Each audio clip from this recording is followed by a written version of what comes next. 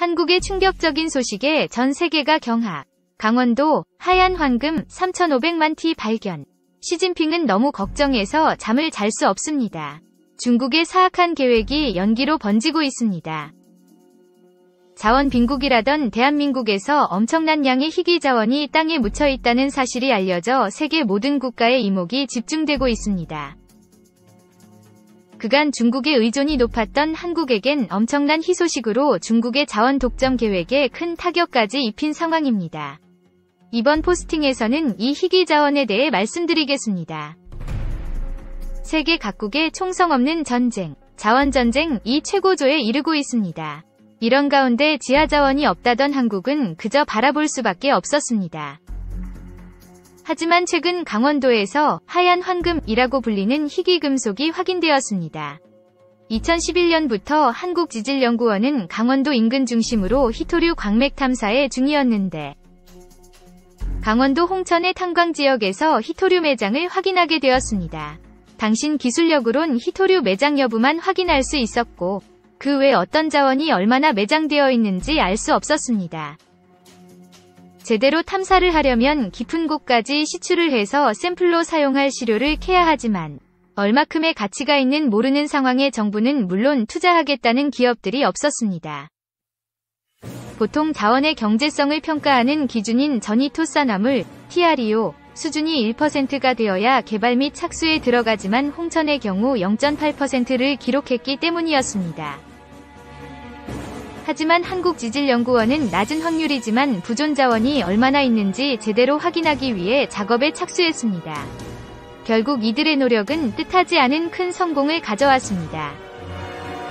소위 하얀 황금으로 불리는 엄청난 양의 자원을 발견한 것으로 4차 산업혁명에 없어선 안 될 2차 전지 배터리의 중요 소재 중 하나인 리튬이 매장되어 있다는 사실을 확인했기 때문입니다. 전이토사나물 수준이 무려 3.75%를 기록하였는데 이는 국내 처음으로 3 이상을 기록하는 경이적인 수준이었습니다. 그동안 한국은 국내에서 리튬을 구할 수 없다는 인식이 높았기에 해외 리튬 광산 확보에 열을 올리고 있었습니다.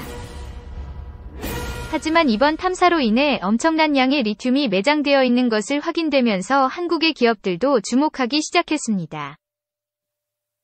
특히 삼성전자는 미래 IT 세계에 없어선 안 될 리튬 배터리 생산을 위해 그동안 해외 리튬 업체 인수를 고민하고 있었는데 이런 와중에 한국에서 엄청난 양의 리튬 매장 소식에 단독 출자 기업을 만들어 강원도 일대 리튬 광산 개발할 수 있다는 기사까지 나오며 반기는 모습입니다. 현재 대략적인 리튬 매장량은 3천만 톤에 가깝다고 하는데 이는 중국의 초대형 리튬 광산 중 하나인 곳의 매장량이 2248만 톤 정도니 그 매장량이 얼마나 엄청난 수준인지 미루어 짐작해볼 수 있습니다. 이에 미국의 앨범알도 한국의 전문가를 파견 정확한 매장량을 계산 중이라고 하며 이에 더해 한국 지사를 만들어야 하나 고민하고 있다고 합니다. 삼성전자의 자극을 받은 기존 자원 개발사들은 강원도만 아니라 한국에 묻혀있는 리튬 부존 자원을 확인하기 위해 단양과 울진 부근을 탐색하기 위해 투자를 단행하며 리튬 대박을 노리고 있습니다. 이는 한 곳에 리튬이 매장된 곳은 다른 곳에서도 매장되어 있을 가능성이 높기 때문인데 전북 무주에도 리튬 광맥이 존재한다고 알려진 만큼 한국 전체에 엄청난 양을 보유하고 있을지도 모르는 상황입니다. 마치며 요즘 리튬의 가격이 천정부지로 치솟고 있어 테슬라의 앨런 머스크도 직접 리튬 광산 사업에 뛰어들 만큼 리튬은 IT 회사 이외 전기자동차 회사들도 영향을 받고 있습니다. 그러나 한국은 이번 탐사로 리튬 확보 문제에서 걱정이 사라지게 되었습니다. 되려 리튬 수출국의 지위도 얻을 수 있을 만큼 입장이 달라지게 되었습니다. 2. 국내 신기술로 전남 가사도에서 300억 금광 찾았다.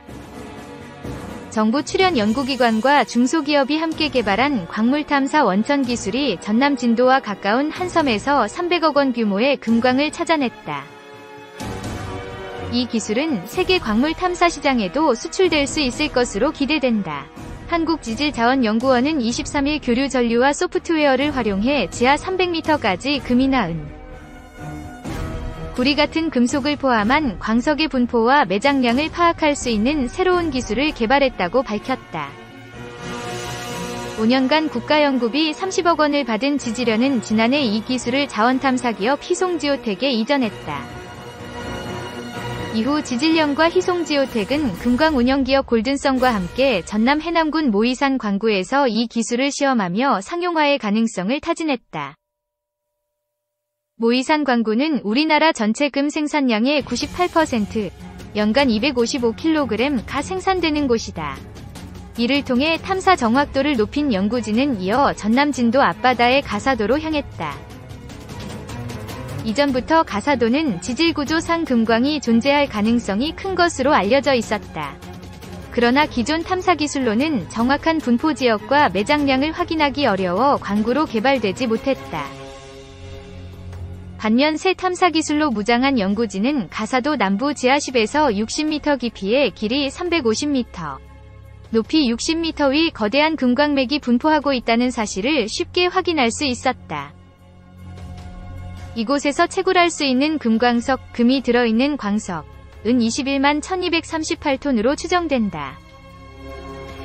이를 재련하면 금 627.5kg을 확보할 수 있을 것으로 연구진은 기대하고 있다. 시가 300억 원이 넘는 규모다. 기존 탐사 기술은 출력이 강한 직류 전류를 지하로 흘려보냈다.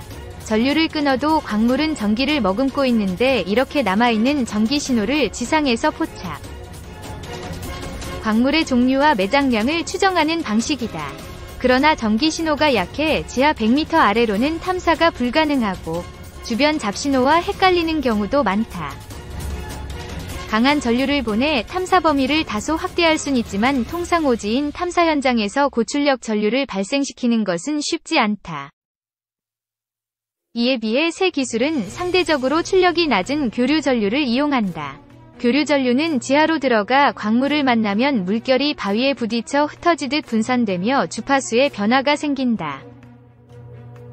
처음 흘려보낸 전류의 주파수와 변동 주파수의 차이를 분석하면 광물의 위치와 양을 계산할 수 있다. 이 같은 원리를 탐사에 적용하려는 시도는 외국에서도 있었지만 교류 데이터를 분석하는 소프트웨어가 없어 대부분 실패로 돌아갔다. 박삼구 지질현 광물자원개발연구센터장은 고차원 수학식을 총동원한 덕분에 해당 소프트웨어를 세계 최초로 개발, 상용화하는 데 성공했다고 말했다. 김기석 희송지오텍 사장은 세계 자원 탐사 시장에 우리 소프트웨어를 판매하고 개발도상국의 자원개발 서비스 시장에도 적극 진출할 것이라고 밝혔다. 3. 세계 곳곳에서 벌어지는 화이트 골드 전쟁. 3월 리튬 수급 위기. 전기차 배터리 핵심 소재인 리튬 확보전이 뜨겁다.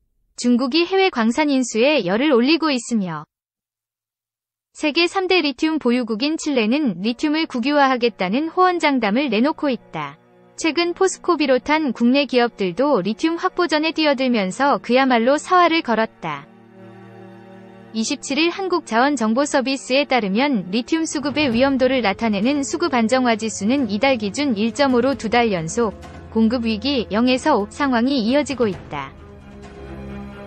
작년 12월 11.24에서 올 들어 1월 5.79로 다시 2월 1.94로 연일 내리막길을 걷고 있다.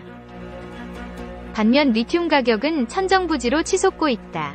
3월 넷째 주 탄산리튬의 가격은 kg당 472.50위안, 한화 약 8만원으로 2021년 7월 첫째 주 이후 무려 36주 연속 상승했다. 문제는 앞으로 리튬 가격이 더 오를 수 있다는 우려다. 세계 최대 리튬 화합물 생산국인 중국을 포함한 각국 정부와 기업들이 리튬 확보에 나서면서 수급 상황이 더욱 악화될 것이란 지적이 나온다. 중국은 저탄소 국가로 전환 계획에 따른 수요 증가로 지난해 리튬이온 배터리 생산량이 로 전년비 무려 106%나 늘었다.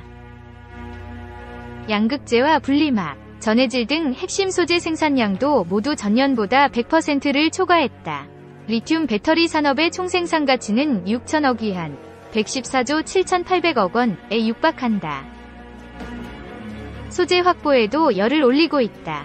중국 국영기업인 중광자원의 자회사가 짐바브웨의 리튬 광산인 비키타 광산 지분 74%를 1억 8천만 달러에 인수했다. 향후 광산 지분 전량을 매입할 계획으로 전해진다.